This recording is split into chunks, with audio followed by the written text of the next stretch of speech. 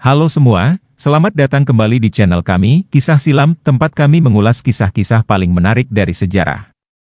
Hari ini, kita akan menyelami perjalanan luar biasa Marco Polo, penjelajah dari Venesia yang melakukan perjalanan dari Venesia ke Istana Kublai Khan di Tiongkok. Siapkan diri Anda, karena ini adalah kisah petualangan, penemuan, dan penyatuan dunia. Kisah kita dimulai di Venesia, pusat perdagangan yang sibuk di Mediterania.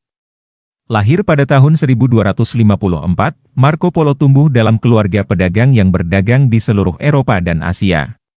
Di usia 17 tahun, Marco memulai perjalanan epik bersama ayahnya dan pamannya, Niccolò dan Maffeo Polo, yang berangkat pada tahun 1271.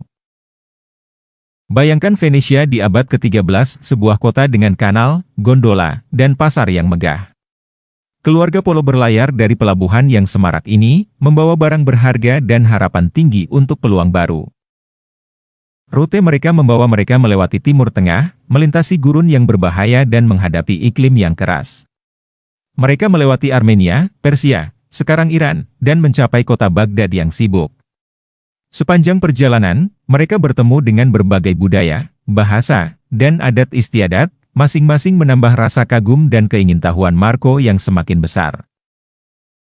Melanjutkan perjalanan ke timur, keluarga Polo bergabung dengan jalur sutra yang legendaris, sebuah jaringan rute perdagangan yang menghubungkan barat ke timur.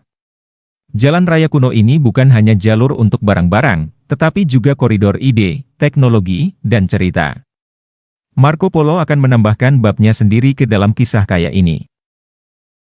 Salah satu bagian paling menantang dari perjalanan mereka adalah melintasi gurun Gobi yang luas dan keras.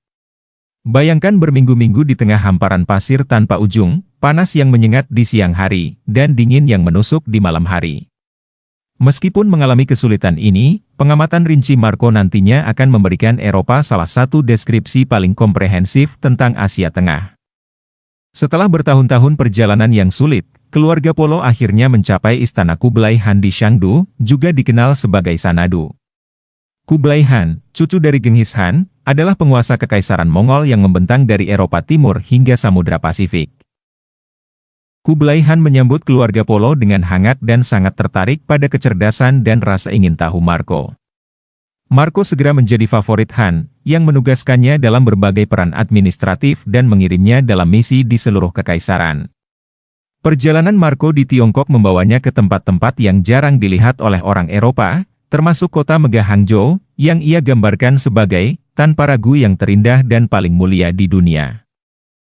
Pengamatan Marco sangat rinci. Ia mendokumentasikan kemegahan kota-kota Tiongkok, kerumitan pemerintahan mereka, keajaiban teknologi mereka, dan kekayaan budaya mereka. Catatannya tentang uang kertas, batu bara, dan sistem pos adalah revolusi bagi pembaca Eropa pada masanya. Setelah 17 tahun dalam pelayanan Kublai Khan, keluarga Polo memutuskan untuk kembali ke Venesia. Perjalanan pulang mereka tidak kalah berbahaya, membawa mereka melalui laut melalui Samudra Hindia dan naik ke Teluk Persia. Mereka akhirnya mencapai Venesia pada tahun 1295, membawa tidak hanya kekayaan tetapi juga harta karun pengetahuan. Kisah Marco Polo disambut dengan keheranan dan skeptisisme. Ia dijuluki Il Milione, atau pria dengan sejuta cerita.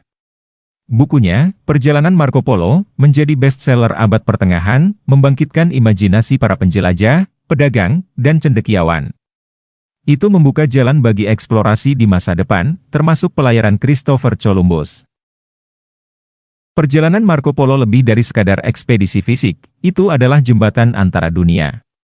Itu membawa timur dan barat lebih dekat, mendorong pertukaran budaya dan pengetahuan yang akan membentuk sejarah. Warisannya tetap hidup, mengingatkan kita bahwa rasa ingin tahu dan keberanian dapat membawa kita ke penemuan paling luar biasa. Terima kasih telah menonton. Jika kalian menyukai video ini dan ingin tahu lebih banyak lagi tentang kisah dan sejarah dunia, jangan lupa like, komen dan subscribe untuk mendapatkan informasi terbaru dari Kisah Silam.